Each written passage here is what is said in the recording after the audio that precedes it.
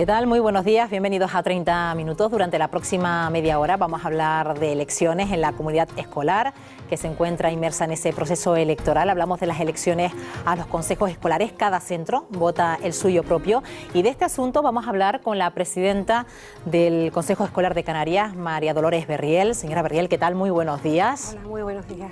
Estamos hablando de un proceso electoral bastante importante. Tal vez muchos padres y algunos alumnos no saben muy bien qué consiste. Así que para empezar vamos a hablar o por lo menos concretar qué es el Consejo Escolar. Bien, el Consejo Escolar es el órgano de participación que se ha arbitrado para que la comunidad educativa, los padres, el alumnado, el profesorado, el personal de administración y servicio tome parte en la gestión y control de los centros educativos.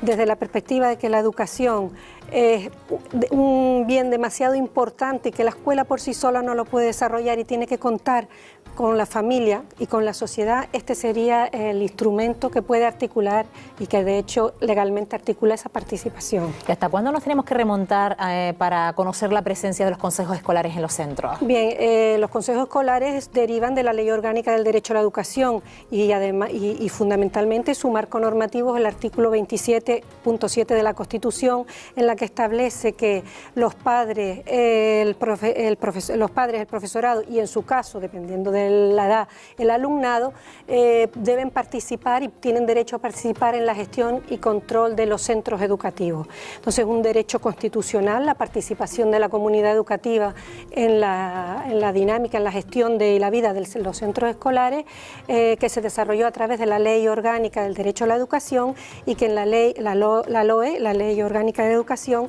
también precisa y corrige algunas cosas. Ahora, ante un nuevo proyecto, pues también hay propuestas de cambio de estos órganos.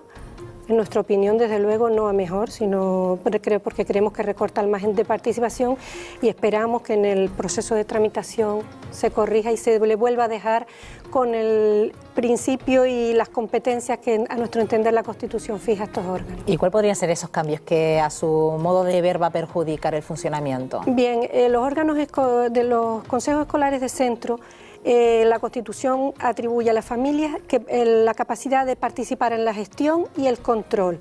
Eso se articula, como hemos hablado ya antes, por esas dos leyes, pero el nuevo proyecto presenta la propuesta de que sean órganos de consulta.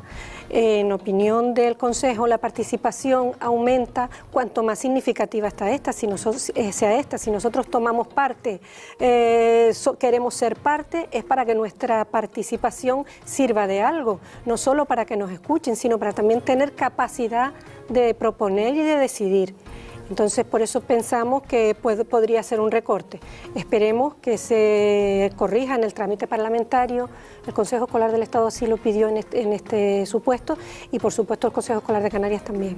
Bueno, vamos a hablar de ese proceso electoral que ahora mismo está en marcha, señora Berriel. Hablamos también de cómo implicar a las familias, al alumnado en el funcionamiento de un centro escolar. Tal vez siempre se piensa que el funcionamiento de un centro escolar depende del órgano directivo del centro, de los profesores, tal vez también del personal de ese centro, pero no hemos calado tal vez en la concepción ciudadana de que la familia tiene mucho que aportar en un centro escolar. Efectivamente, la implicación de la familia en la educación de los hijos es fundamental. Los padres son los principales responsables de la educación de los hijos, delegan esa educación en el centro. Pero precisamente porque delega parte de esa educación, tiene que haber una estrecha colaboración y coordinación entre la familia y la escuela. Y además, incluso con la propia sociedad, es decir, educar tiene que implicar a la escuela, a la familia y a la sociedad. En esa correlación y coordinación y complementariedad es como podemos sacar adelante la mejor educación posible para los niños, las niñas y los jóvenes. Estamos hablando de elecciones al Consejo Escolar en cada uno de los centros, tanto en centros de infantil y primaria como en centros de secundaria, sí. Y en públicos y concertados. Sí. Sí, así es. Tienen una regulación ligeramente distinta porque los titulares de centro tienen ligeramente distinta a los concertados, pero en general está reconocida la participación de toda la comunidad educativa, padres, profesores, alumnos, personal de administración y servicio y también el representante municipal, que debe jugar un papel, a nuestro entender, también muy activo y puede en los consejos escolares de centro. Es verdad que los consejos escolares de centro no han tenido desarrollado todo el potencial que podrían tener y que de hecho en otros países tienen, pero creemos que lo que hay que hacer es darles un impulso, analizar sus funciones, trabajar después en la formación de los padres y las madres que vayan a formar parte de esos consejos escolares, mejorar las vías de comunicación entre el consejo escolar y los representados, las asociaciones de padres, las asociaciones de estudiantes.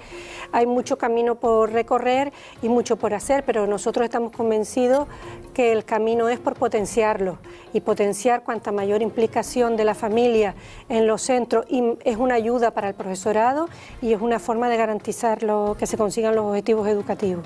Y en cuanto al alumnado, señora Berriel, ¿el alumnado vota en los centros de infantil o primaria o en este caso no? Bien, a partir del tercer ciclo de primaria, y a partir del tercero y cuarto de educación secundaria participan en determinadas cuestiones del consejo escolar y en otras no, como es la elección de los centros.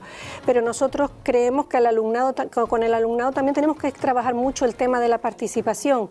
Es verdad que están en los colegios, en los institutos, entonces como están allí pues votan y eligen a sus representantes, pero la participación es un valor que hay que trabajar desde abajo, desde la familia, pero también desde el aula, potenciando la iniciativa, la responsabilidad dentro de las aulas, en las juntas de delegados, y ir construyendo un valor de participación que al fin y al cabo es el fundamento de la democracia, es decir, ir formando en la participación desde pequeño.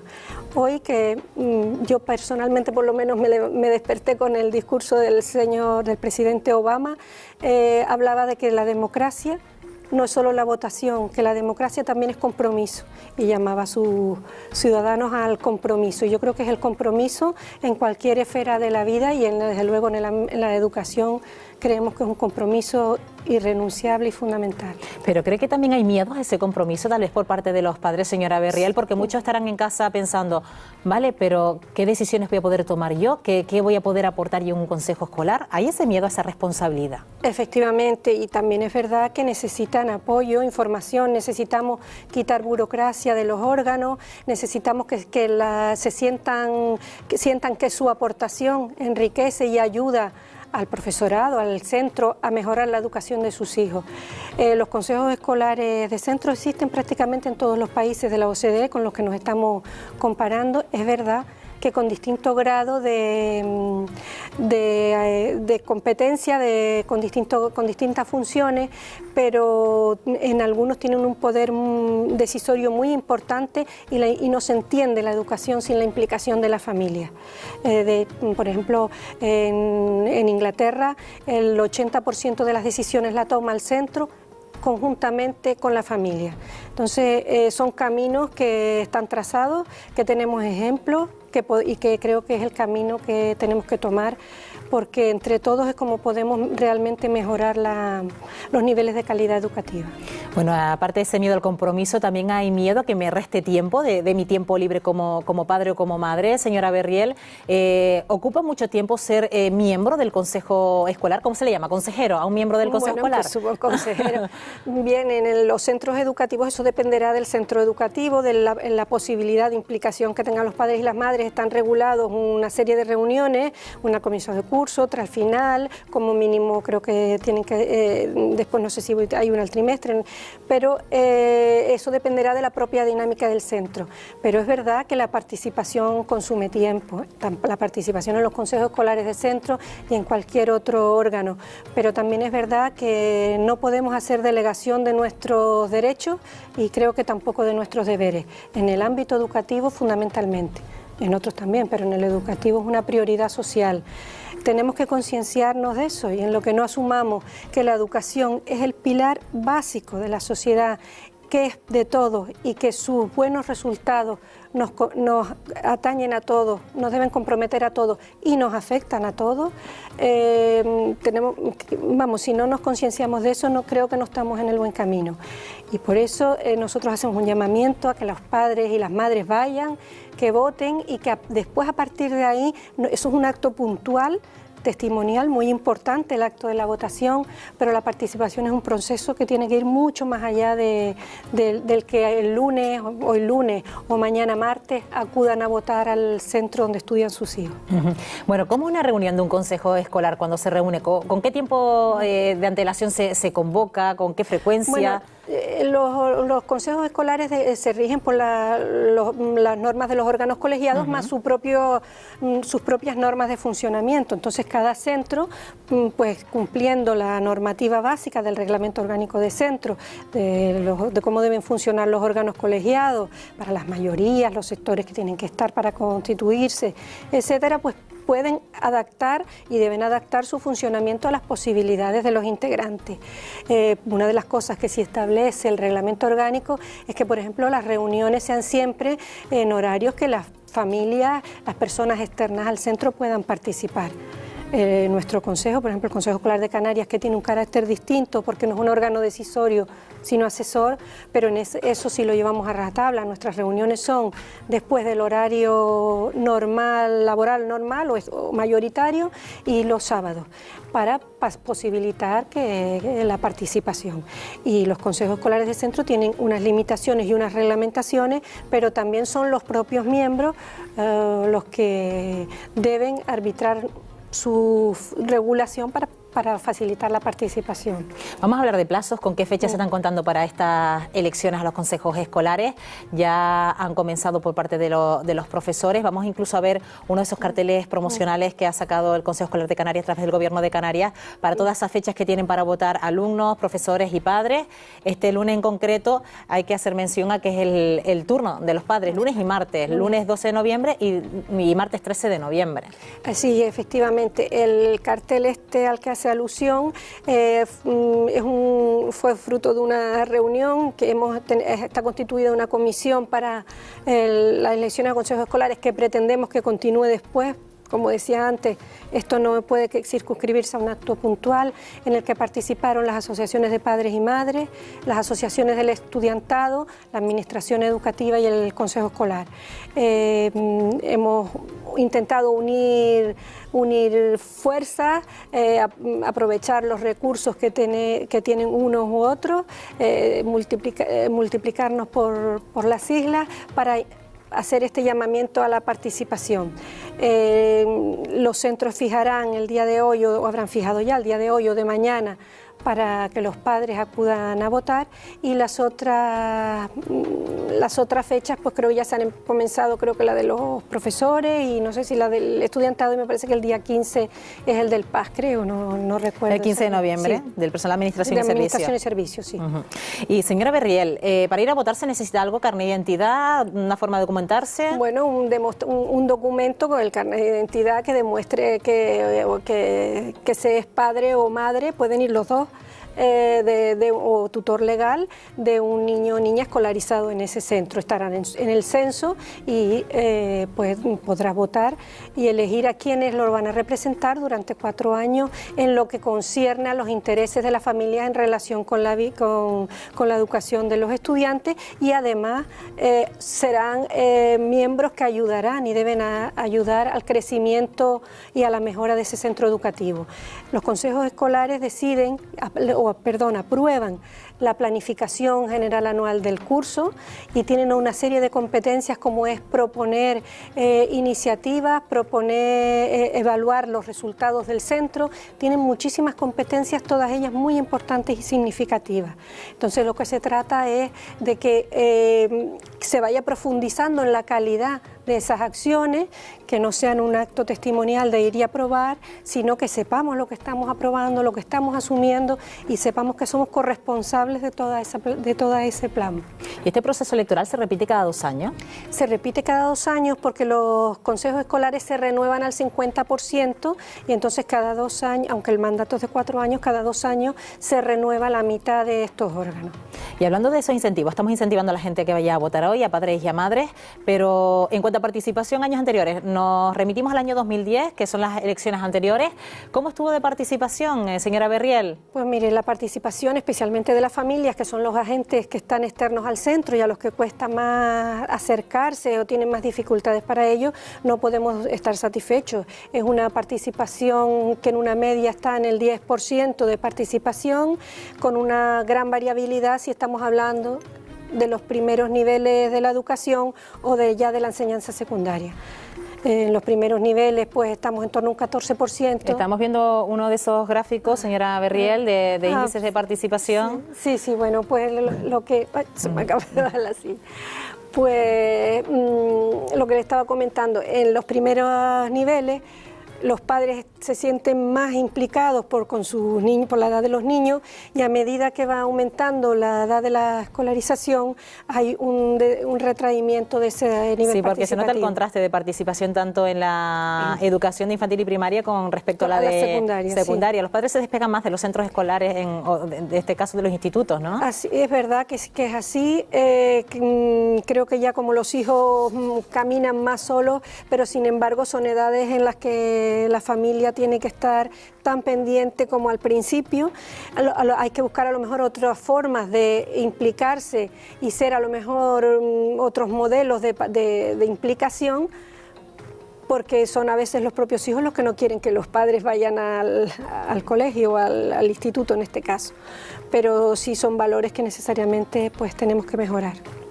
Y para, por ejemplo, en el caso de votar, señora Berriel, también cabe la posibilidad, como puede ser en otros comicios electorales habituales, el hecho de acudir al voto por correo. ¿También en este caso se contempla esa posibilidad? Bueno, no está regulado, no está regulado, pero sí es nuestra intención cuando salga una nueva orden que está prevista sobre elecciones a consejos escolares.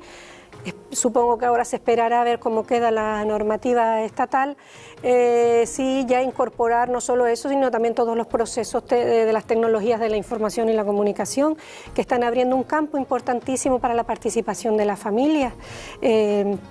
Hay un programa de escuelas en red que también el logo está en el cartel, Familias en Red, en la que ahora mismo están participando en formación 5.000 padres y madres. Entonces creemos que eso abre una vía importante de comunicación del centro con las familias y de participación. Y hablando ahora mismo del funcionamiento de la educación en Canarias, le ha tocado una mala época a usted como a lo mejor estando al frente como presidenta del Consejo Escolar de Canarias, ¿no? Con tanto recorte de por medio, no sé qué futuro nos espera. Pues sí, es una mala época que solidariamente todos tenemos que lidiar en la responsabilidad que tengamos, pero cada año han ido las cuestiones a peor. Yo llevo 3 años desempeñando esta función. Y la verdad que sí, que son épocas de importantísimos ajustes y de cambios muy grandes, de incertidumbres y de certidumbres preocupantes también. ¿Y cómo se puede gestionar ante tanto recorte? ¿Cómo se puede sacar una educación lo más eficaz posible teniendo en cuenta la que nos está cayendo? Bueno, yo la verdad, el Consejo Escolar de Canarias no tiene capacidad de gestión y en estos momentos hasta se agradece. Lo que sí es verdad que tenemos que asesorar y asesorar desde el mayor rigor y con los mayores visos de realidad, si no de nada serviría nuestro asesoramiento. Nosotros llevamos de tiempo insistiendo en la necesidad de priorizar medidas, establecer objetivos compartidos, lograr pactos. Llevamos mucho tiempo la comunidad educativa pidiendo un pacto social, político y político por la educación, en la que acordemos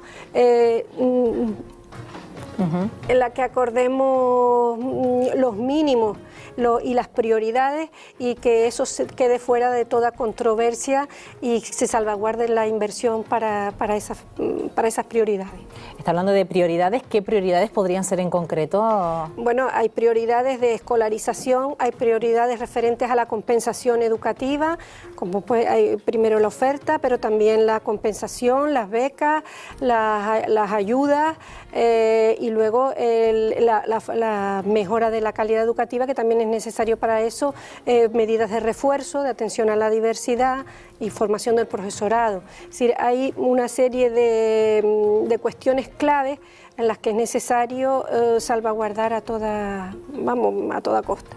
El caso es que estos días también el Consejo Escolar de Canarias ha sido noticia porque se ha pedido por parte de usted que se revisen las partidas destinadas a los comedores también para mejorar la calidad de vida de algunos niños que lo están pasando mal en circunstancias actuales, padres que se encuentran en paro, niños que no tienen nada que echarse a la boca, y es una medida para que también cuando los centros estén cerrados en periodo escolar los comedores por lo menos se mantengan abiertos para unos niños determinados en concreto. Sí, bien, eso fue un comentario que hice que sacó ese titular. El Consejo Escolar de Canarias hizo un informe sobre los comedores escolares hace 3 años. En ese informe, porque no hemos vuelto a analizar el tema en profundidad, aunque la situación se ha cambiado, y ahora lo explico. Hace 3 años nosotros decíamos y entendemos que el comedor escolar es un servicio de apoyo a la escolarización, eso está claro. También nosotros pedíamos que además se potenciara el valor formativo y educativo del comedor escolar, por muchas razones que no me voy a extender, pero razones sanitarias, de salud, de formación, en fin. Y también, dada la realidad que ya estábamos empezando, que estábamos viviendo ya hace 3 años, pedíamos que se potenciara la función compensatoria y de los comedores escolares. Se ha ido haciendo así y yo en la pregunta que me hacían lo reconocí, o el Consejo lo reconoció diciendo que efectivamente se están haciendo esfuerzos con los comedores escolares, se han implementado alguna partida extraordinaria en cursos anteriores para hacer frente por las bajadas por la difícil situación, y hay 70.000 comensales aproximadamente, se están dispensando 1.000 y pico desayunos, pero es verdad que la situación socioeconómica ha ido a peor. Y esto ya no es una cuestión que atañe solamente al ámbito escolar, es una cuestión de protección a la infancia. Y al Consejo Escolar muchos sectores han planteado que se están encontrando con dificultades para que se pague, aunque tengan beca, la mínima cuota que tienen que pagar, y sobre todo porque hay que extender esas plazas. También recuerdo que el año pasado, de manera rápida, creo que el Ayuntamiento de Santa Cruz implementó un plan para atender a los niños que estaban comiendo y alimentándose cuando funcionaban los comedores escolares. Entonces nosotros vamos a estudiar y hacer medidas concretas y propuestas concretas ahora en el estudio que vamos a hacer de la planificación, pero lo que le trasladé al consejero de Educación en la presentación de la planificación es que esto es un tema que ya va más allá del ámbito escolar y que debe haber una corresponsabilidad y unar esfuerzos de las distintas administraciones para que se garantice la alimentación de los niños todos los días del año. Los comedores escolares son infraestructuras que están ahí, que se deberían, en su caso, aprovechar, y los casos que tienen que ser atendidos también se pueden diagnosticar o ya están diagnosticados en los centros. Entonces, pero le están llegando esa preocupación por parte de los centros escolares al Consejo Central, al Consejo Escolar de Canarias, sobre ya casos de desnutrición de niños en los colegios. Yo no puedo decir desnutrición concretamente, pero sí nos han trasladado distintos sectores que se están dando problemas de ese problema. UNICEF acaba de sacar un informe que creo que por eso también ha tenido tanto eco este tema, que nos reafirmamos en que debe ser así. Es un tema no solo escolar, es de protección a la infancia, y las administraciones educativas tienen que implementar un plan que garantice que los niños, una vez terminados los 170 días escolares, sigan estando atendidos en su alimentación, los niños y niñas que lo precisen. Afortunadamente no todos los comensales de los comedores escolares están en esa situación. En ese informe de UNICEF se alertaba de casos críticos, de casos críticos por comunidades de pobreza crónica o pobreza grave.